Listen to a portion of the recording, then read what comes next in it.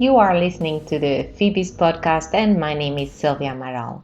To know more about FEBIS, visit our web at www.febis.org and follow us on LinkedIn, Facebook, and Twitter. Please subscribe to our podcast and stay tuned.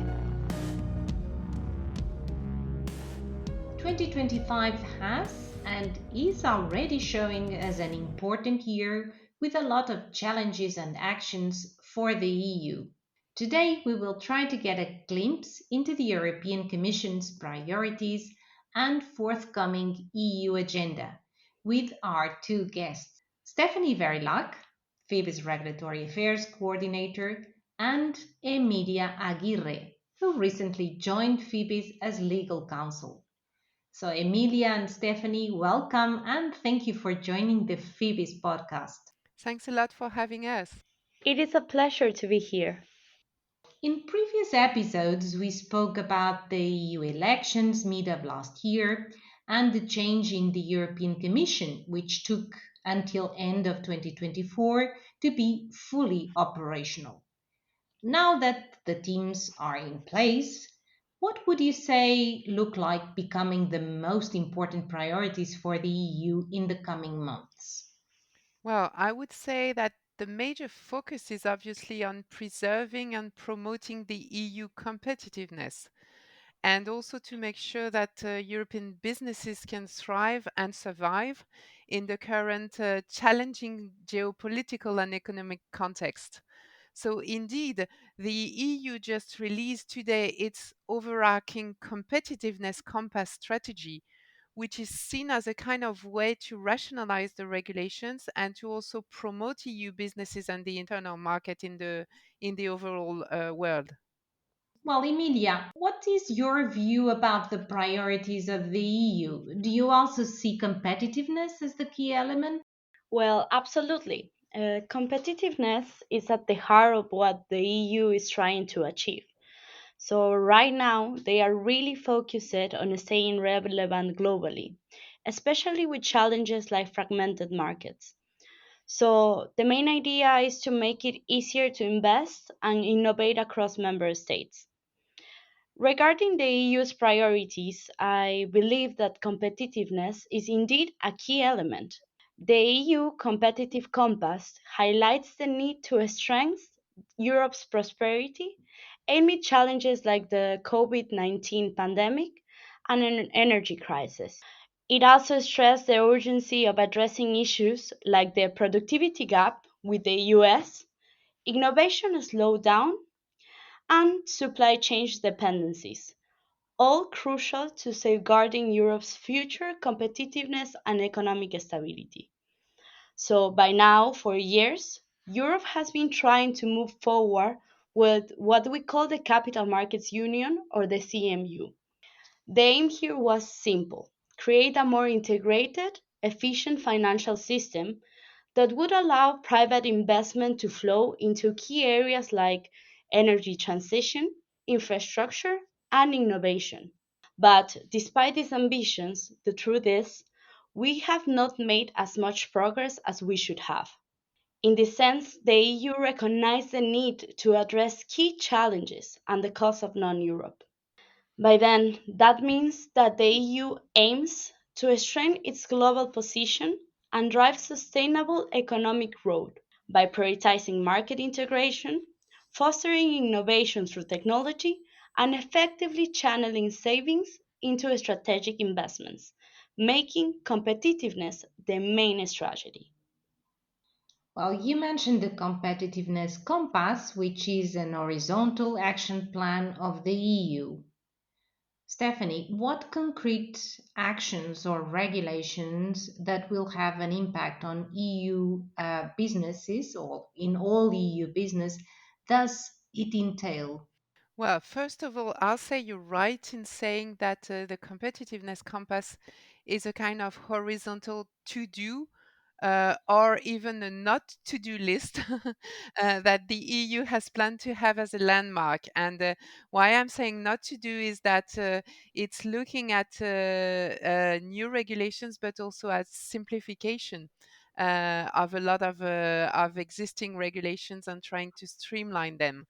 In reality, given the current tightening of economic conditions and the worldwide context, the Commission really wants competitiveness to be the benchmark of any new or revised policies. So the compass, therefore, is looking at this in two major ways. The first is with a repeal or a simplification of many EU policies, for example, to reduce reporting requirements in several domains, such as sustainability or ESG related policies, or to reduce some of the rules that are already in place in different sectorial, let's say, domains. So we should therefore see as a follow-up measures coming after the competitiveness compass a big simplification of, for example, the Corporate Sustainability Reporting Directive, the CSRD, and also of the Corporate Sustainability Due Diligence Directive, the CSDDD, in the forthcoming implementation policy. This is one of the key measures that the compass is outlining.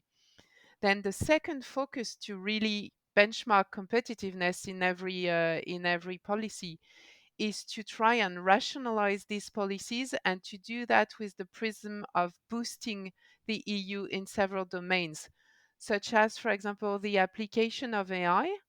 The EU adopted the AI Act, which is the landmark regulation last year, but now they're looking at how to transform this AI Act into concrete applications with the AI factories, with boosting investments, putting in place public and private investments or partnerships, these kind of things. So they're going to do that in AI and technology. They want to do it also in enabling better investments. So that's why the idea will be to streamline the capital market union and to put in place instead of savings and investment union, but also to foster industrialization or streamline any kind of regulation. So, as I said, one particular point, especially for our listeners who are involved in business information and the financial sector, is the enabling of better investment in the EU through this revision of the Capital Market Union into a strategy for investments and savings union.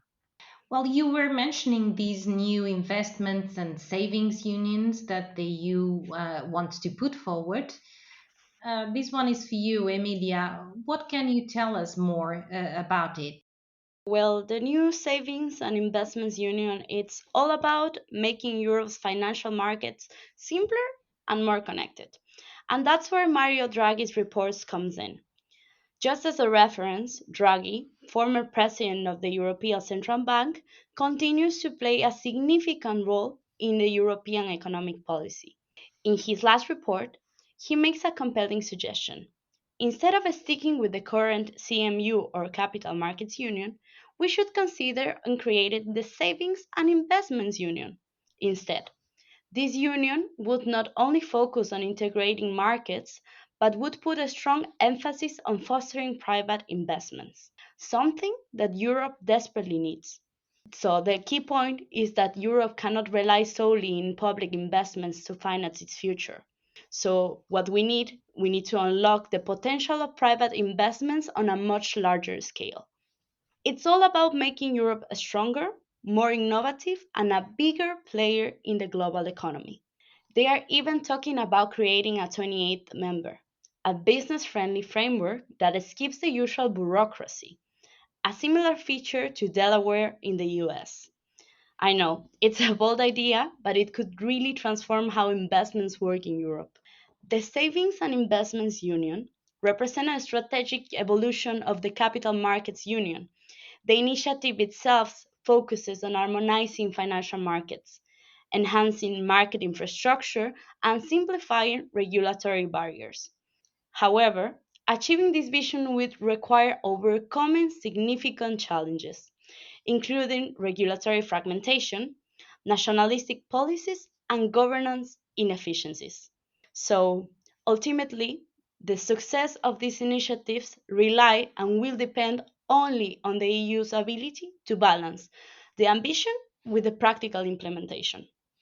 So, in conclusion, by addressing systematic inefficiencies and fostering collaboration between public and private sectors, the Union itself can position as a leader in a financial market integration and sustainable economic development. Thank you, Stephanie and Emilia. It's been very clear, and again, a pleasure to have you guiding us through these topics. It's very important, as you know, to understand a bit better what they are about and the implications they might bring for our members' activities. So I'm already looking forward to having you again in our FEBIS podcast for more relevant content in the regulatory affairs field. See you soon. See you soon. See you soon. We would love to hear your feedback and thoughts for future episodes. You have been listening to the FEBIS podcast. If you like the content, please subscribe. Thank you for listening.